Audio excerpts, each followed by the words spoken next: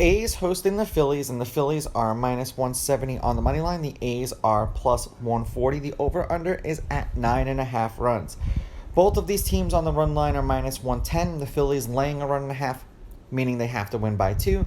And the A's getting a run and a half, meaning if they win this game outright, you win, or they lose by 1, you'd win. Neither one of these pitchers have pitched against the opposing team last year or this year. Sanchez has started, and I'm going to use air quotes in this, one game this year or one game in his last 10 appearances, and he only went a third of an inning and he struck out one batter. The Phillies did win that game, but it's just food for thought. Caprillion, the A's are 2-5 as a team in his last 7 starts. They've won his last 2 starts. He's averaging 4 innings pitched and 3.2 strikeouts per game in those games. Head-to-head, the home team is 5-5, although the road teams won the last 2 games they played against each other. These teams are 5-5 against each other in their last 10. The favorite is 6-4 on the money line.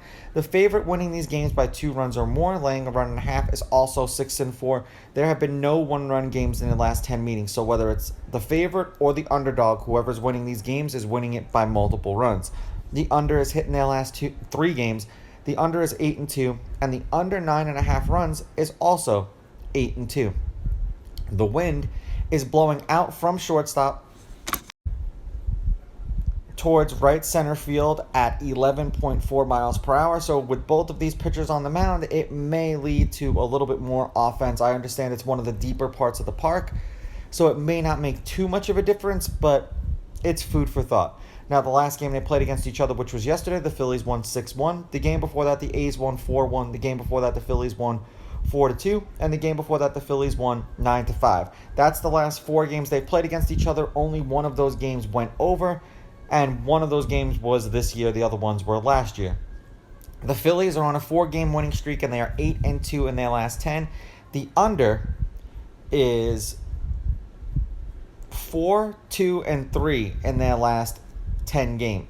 So 4 games went under, 2 games went over, and 3 games pushed whatever the casino set the line at. 18 runs, 7 runs, 9 runs, and 7 runs. 15 runs in a win, 4 runs in a win, 5 runs in a win, 6 runs in a win.